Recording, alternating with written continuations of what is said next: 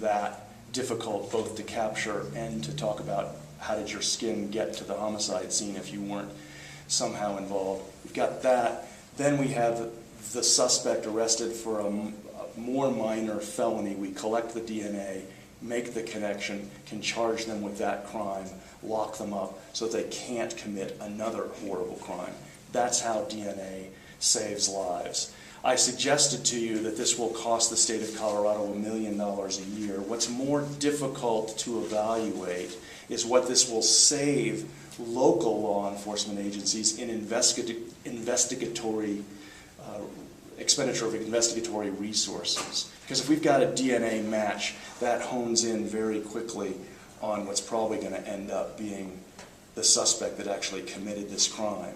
And these horrific crimes, when they occur and we don't know who did them, we expend an awful lot of investigatory resources trying to figure out who did commit that crime. A lot of shoe leather, as we say, is spent trying to figure out who did this. And if DNA can point us to that very quickly, then we can solve these cases or get that lead that we need in 24 or 48 hours instead of in 6 to 8 months, and sometimes, frankly, never. So while it will cost us $1 million, we'll save an awful lot on the local law enforcement side.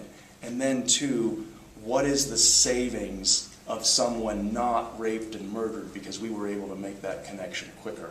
We'll never be able to put a value on that.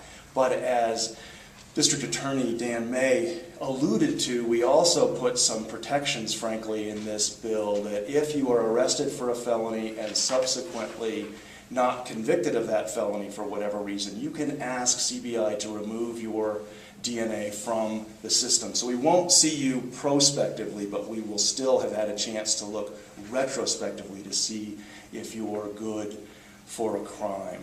So there's that kind of protection for people that are just one-time felony offenders that don't want their DNA in the system. But the other thing that this does is it helps protect the innocent. Because if we can include you as a suspect because your DNA is at the scene, but we can also exclude you as a suspect from your DNA. So DNA also frees the innocent. So the bottom line is, starting today, we'll be putting more heat on cold cases, but we'll also be saving lives and freeing the innocent. And the people behind me will be doing that day in and day out, and I am very proud to stand here with them and launch them in that direction with the implementation of this bill some 12 and a half hours ago. So with that, we'd be happy to entertain questions for a couple of minutes, and then we will move to the DNA lab, crime lab here with the Colorado Springs Police Department. I think there are something like 4 DNA labs throughout the state, 2 for CBI, 1 for Denver, 1 for Colorado Springs. Is that right? We actually have 3 DNA labs in CBI. Okay, Yep. And then just those other 2 though. So there's 5 total, 3 with CBI, 1 with Colorado Springs, 1 with Denver. So with that, does anybody have any questions? Yeah. Anybody at all? Yeah. Anybody at all? Oh. Mr. Roeder. One consistent problem with CBI and DNA operations nationwide is a backup in trying to get that stuff processed through. If I increase your input by 3-fold, what does that do to the backup in terms of being able to get cases with a speedy trial and all this other fun stuff you're supposed to be doing?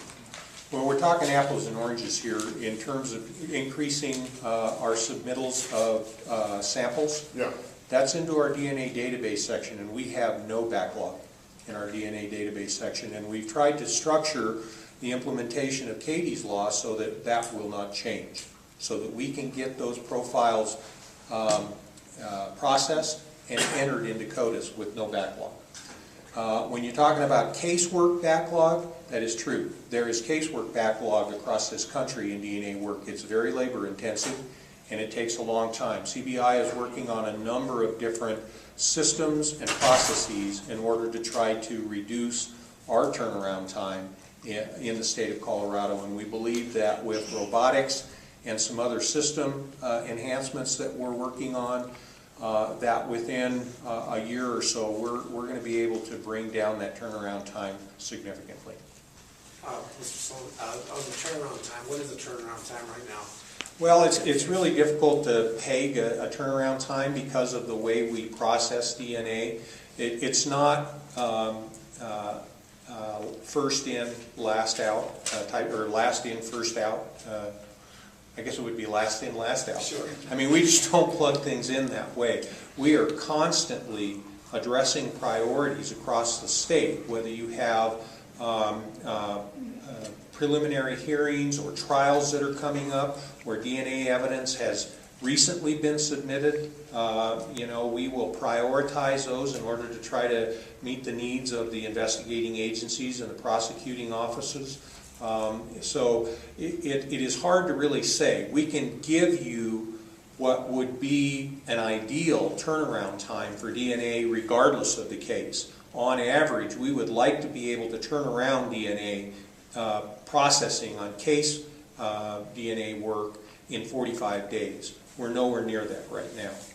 But we're still working on a priority basis and attempting to meet the needs of all the prosecutors' offices and investigating agencies in getting DNA turnaround for cases that are really priority.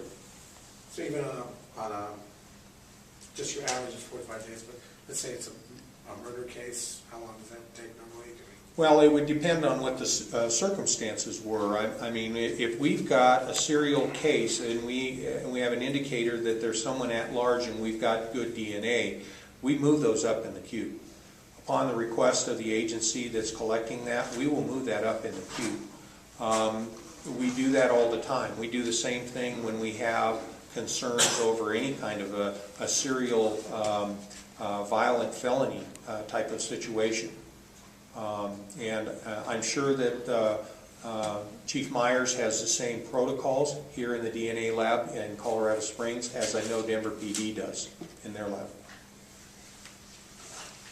One thing that might be illustrative for our friends in the media here to understand is there's really two worlds of DNA. There's the unknown world of DNA and the known world of DNA. Processing those and entering them into the system are radically different. Unknown samples, you have a tiny piece of cloth from a shirt with a blood stain, and maybe it's intermingled two persons' blood. It takes a forensic DNA technician a lot of time to figure out how to extract the DNA, separate from the multiple people whose DNA might be there, get it in a state in which it's appropriate to analyze and then codify and enter into the system. Contrast that with the swab taken from a known person in a sterile environment, preserved through evidence processes that we can immediately simply codify and enter it into the system as a known person. In the UK, where they're far advanced to where we are in the US on the use of DNA, they've almost completely automated the processing of known DNA so that their staff who works on DNA can put all their time and energy into that labor-intensive aspect of processing the unknown DNA. And all of us that run DNA labs are striving to get the funding in order to get the robotics to automate the known side of the house so that we can put all our energy into the unknown side of the house, thus minimizing the backlogs, the ability to move up and down the priority scale for the most egregious offenses and so on. What about just a basic blind, I don't know how you would call this, but you have your known DNA samples collected from arrested felons, and then how often is that run against these unknown samples, these unsolved crimes? I think that's probably what we're talking about. Once a week.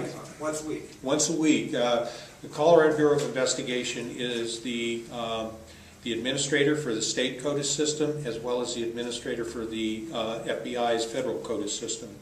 And we run all of our forensic unknowns against all of the offender samples, our convicted offender samples currently, and now it'll be arrestee offender samples once a week against Colorado's database as well as the national database.